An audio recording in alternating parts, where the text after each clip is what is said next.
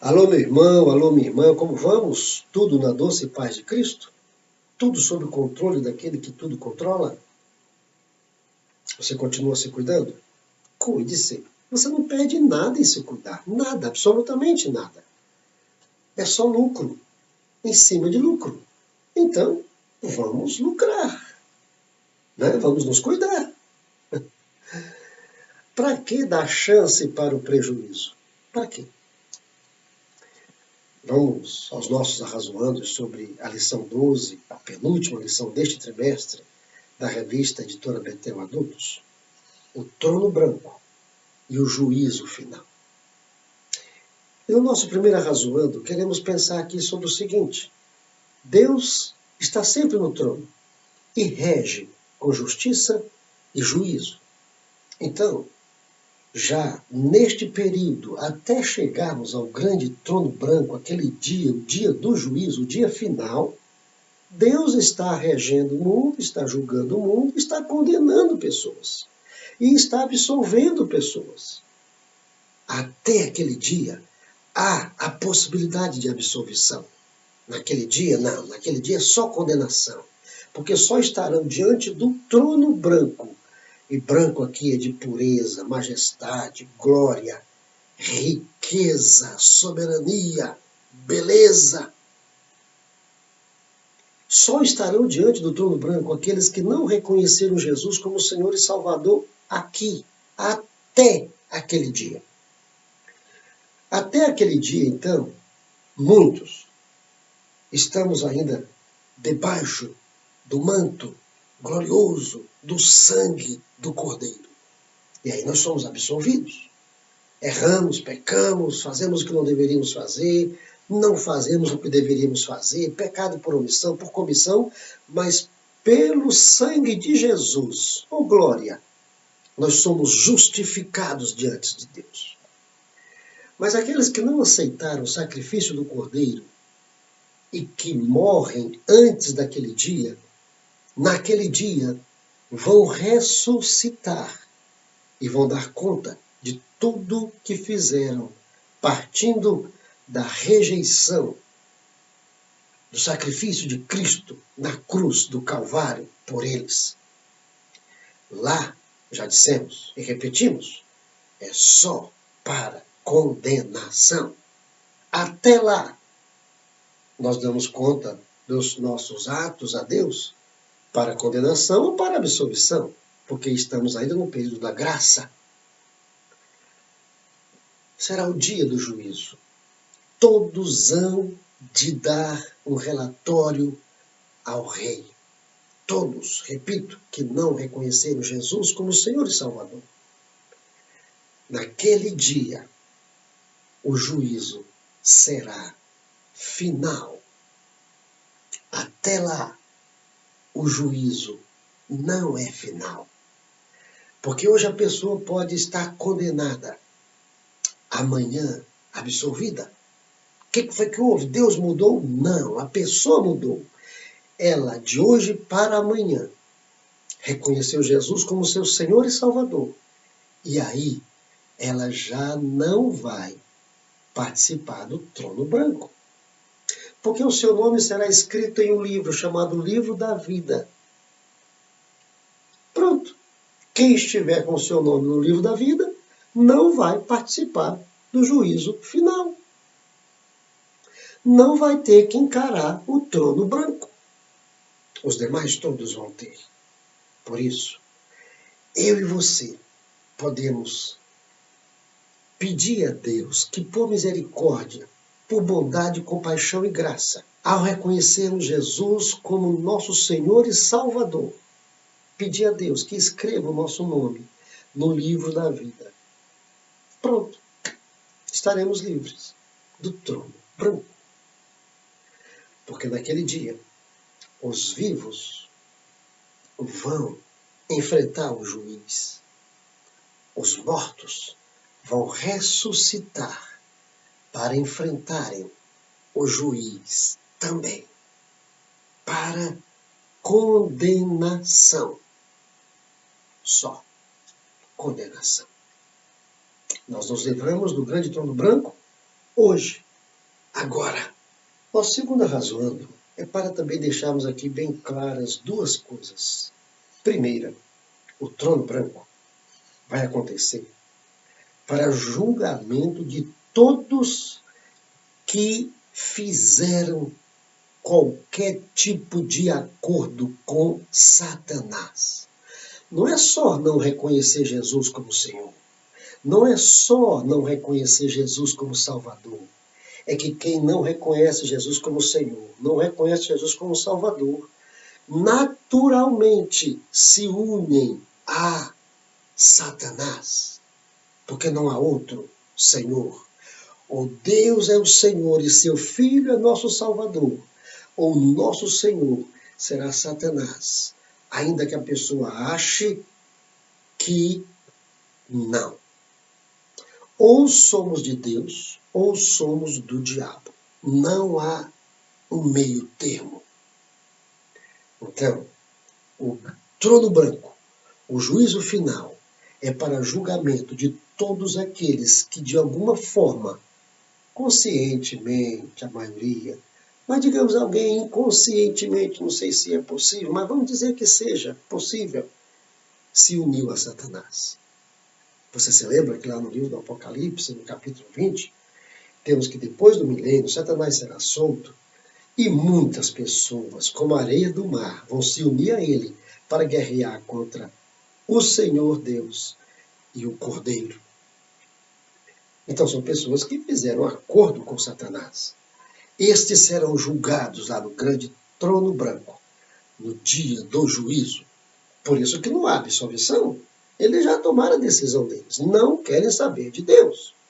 E serão lançados no lago de fogo e enxofre.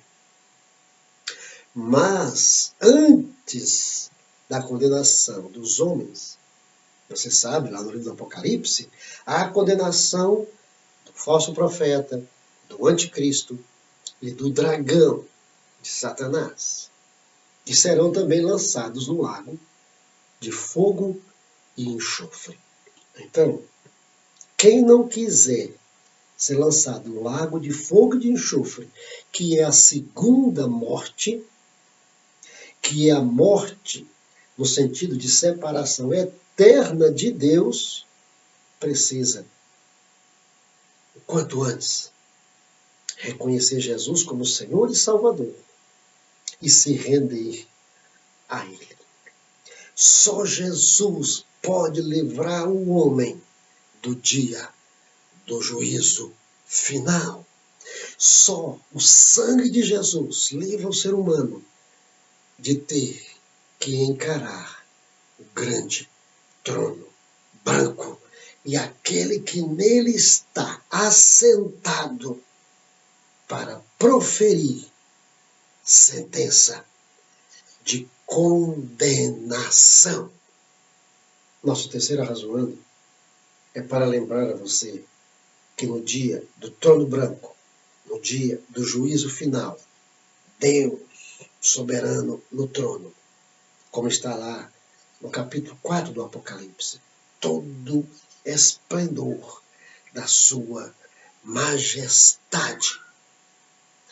Com ele, Cristo, o Cordeiro, que foi morto, mas que vive para sempre. Com sua igreja, a noiva, estaremos lá. Agora, Jesus lá, você sabe, né?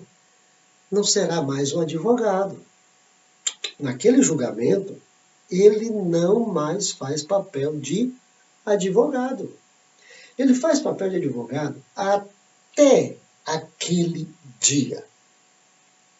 Naquele dia, papel de juiz. Não há advogado melhor que Jesus. Mas não é advogado defensor de cabra sem vergonha, safado, que não respeita o próximo, mas porque paga bem, aí eu vou lá advogar a causa dele. Não, nem esse advogado não.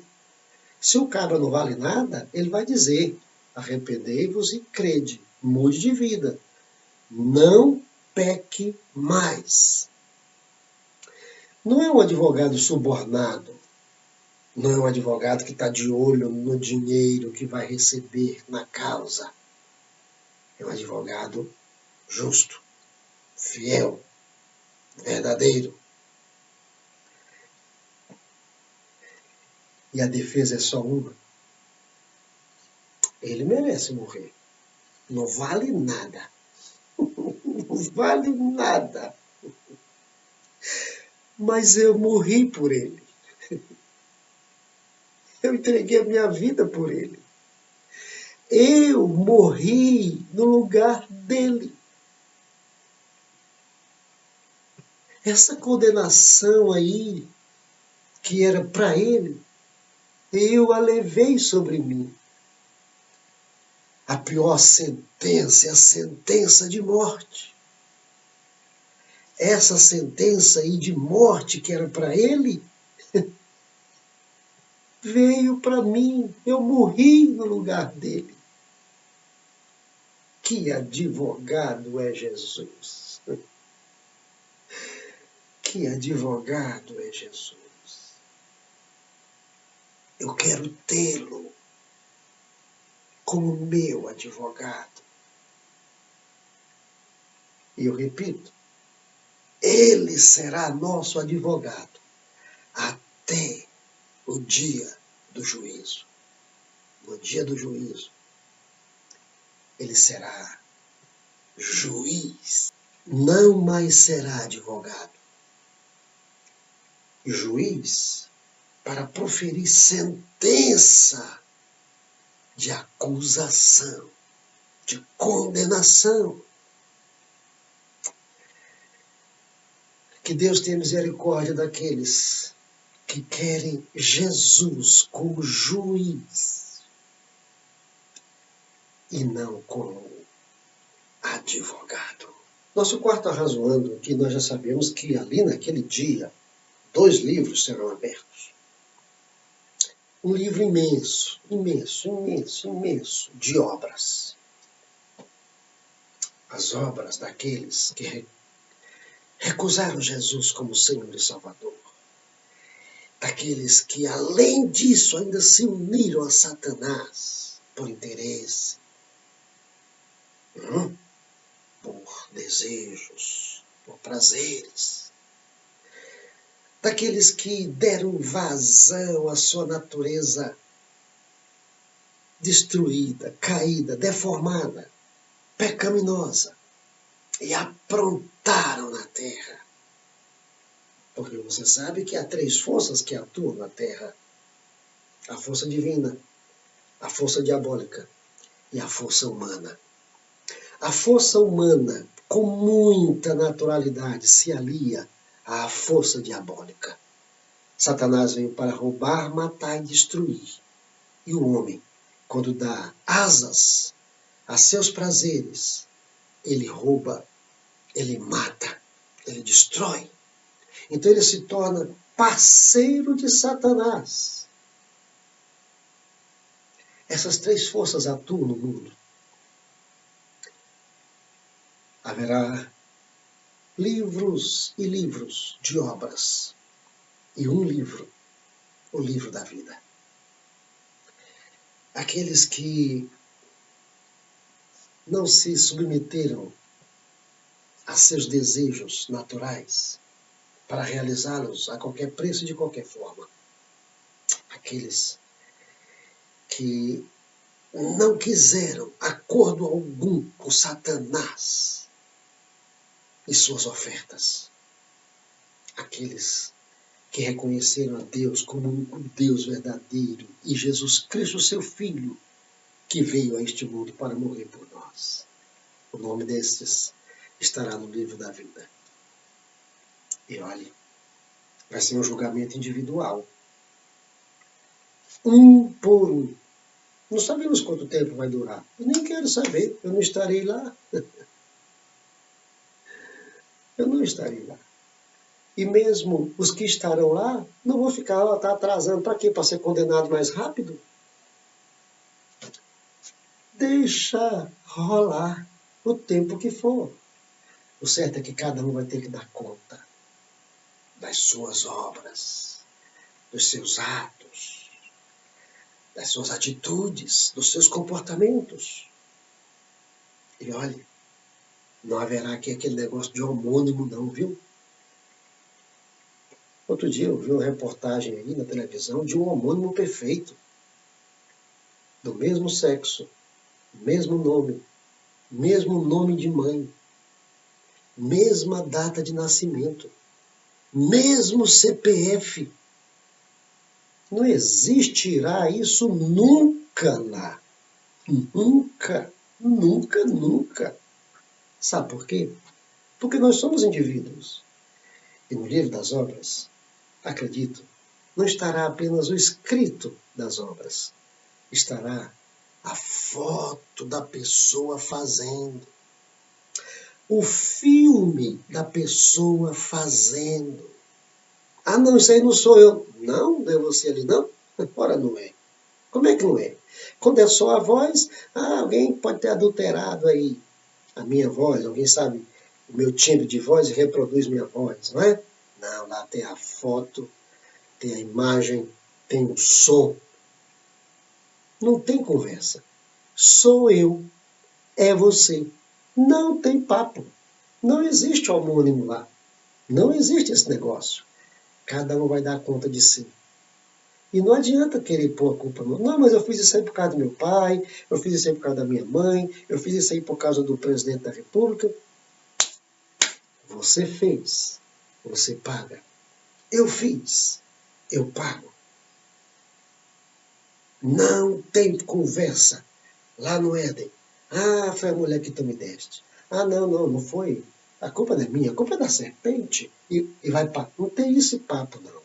Cada um decidiu e vai pagar pelas suas decisões. Por isso, a melhor decisão do ser humano é reconhecer que é um pecador e que precisa de salvação. Que Deus já providenciou a salvação. Que Jesus é o Salvador. Pronto! Decisão perfeita. A melhor de todas. Naquele dia, quem não tiver o seu nome escrito no livro da vida vai ser lançado no lago de fogo e de enxofre, que é a segunda morte. Separação total de Deus. Nosso ponto é razoando para tratarmos aqui de dois assuntos que de alguma forma têm alguma coisa a ver um com o outro. O primeiro deles, acho que você já ouviu, né? Que a morte morreu lá na cruz. A morte morreu? Ou que Jesus matou a morte na cruz do Calvário. Conversa, a morte está viva. Não vai ter morte para a morte. Lá no livro do Apocalipse, a morte e o inferno serão lançados no lago de fogo e de enxofre. Não tem morte. Porque todos os que são lançados no lago de fogo e de enxofre, o anticristo, o falso profeta, o próprio diabo, agora a morte, o inferno. Ó, que coisa interessante, né? O inferno não é de fogo, de enxofre? Pois é. Lá no inferno, eu imagino, né? Tem o lago de fogo e de enxofre. E o inferno vai ser lançado lá. Como que vai ser isso? Não sei. Eu sei que está escrito aqui. Pronto, está escrito aqui assim. Então o anticristo, o falso profeta, o dragão, a morte, o inferno e todos condenados diante do trono branco no juízo final serão lançados lá. E não a morte, no sentido de que deixa de existir. Não. Todos conscientes. A morte consciente? A morte consciente. Não sei como, mas a morte consciente é um espírito de morte, consciente. O inferno, bom, aí eu não sei, deve ser consciente ou inconsciente, mas eu sei que ele também vai ser lançado lá. O certo é que os seres inteligentes que são lançados lá, são lançados conscientes. E é aí que está a amargura da segunda morte. Saber que eternamente estarão distantes de Deus, a fonte do bem, da alegria, do gozo, do prazer, da paz, da harmonia, da salvação. Saber que está distante dele para sempre a segunda morte. Então não tem esse papo de que a morte morreu. A morte está viva, viu? E não dê sopa para ela, não. Não dê sopa, não. O segundo aspecto, dentro desse nosso quinto razoando, é sobre a existência de 3 mortes. 3? Então vamos lá, com calma. A primeira morte é a morte para nossos delitos e pecados. Todo ser humano pode morrer esta morte. Renderem-se a Cristo e morrerem para o mal, para o pecado, para as ofertas de Satanás, para os prazeres da carne. Não vivo eu, mas Cristo vive em mim. Esta é a primeira morte. A morte para a glória de Deus. A segunda morte é a morte biológica. E todos vamos passar por ela. Todos. A não ser, até hoje, Enoque e Elias. Todos os demais vamos passar por ela. E temos a terceira morte, que na Bíblia é chamada de segunda morte, mas eu quero aqui, com a sua compreensão, tá? É uma questão só didática. Não estou desfazendo o que está na Bíblia, não, que é a segunda morte. Não, é claro que esta é a segunda morte dentro dos relatos bíblicos, mas eu estou aqui chamando a sua atenção para uma terceira morte. E essa terceira morte vai ser a segunda morte aqui na Bíblia, que é a separação total de Deus, para sempre. Então vamos lá. A primeira morte é a morte para os nossos delitos e pecados. Quando nós entregamos a nossa vida a Cristo, Ele passa a viver em nós. A segunda morte é a morte biológica. E a terceira morte é esta morte, separação eterna de Deus.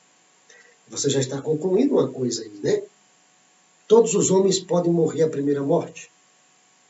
Todos os homens vão morrer a segunda morte. Mas nem todos os homens precisam morrer a terceira morte. Separação eterna de Deus. Segunda coisa que eu sei que você já concluiu aí, a primeira morte me dá condições de viver nessa vida uma vida muito gostosa, uma vida abundante, uma vida em Cristo. E quem morre a primeira morte não tem medo da segunda morte, que é a morte biológica, pela qual todos vamos passar.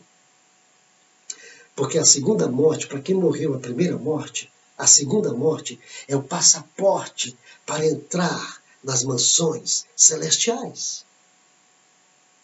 Outra coisa que você já concluiu aí, que a única morte que Deus quer que nenhum ser humano morra, é a terceira. A primeira Ele quer. A segunda é fruto dos nossos pecados, dos erros dos nossos pais lá no Éden. A morte entrou, faz parte da nossa natureza.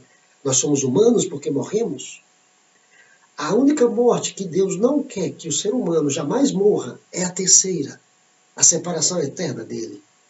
Por isso, ao longo da nossa vida, Ele nos dá a chance de morrermos a primeira e a segunda morte, para não termos que entrar na terceira morte. Você já é inscrito neste canal? Se não, inscreva-se. Que Deus nos guarde. Que tenhamos morrido a primeira morte. Aguardamos a segunda morte, se não formos arrebatados. E passaremos longe do trono branco, do juízo final, porque não vamos entrar na segunda morte. Porque não vamos entrar na terceira morte, na Bíblia chamada de segunda, que é a separação total de Deus. Que Deus nos ajude e nos guarde. E até os nossos próximos arrazoandos EBD Betel. Querendo Deus.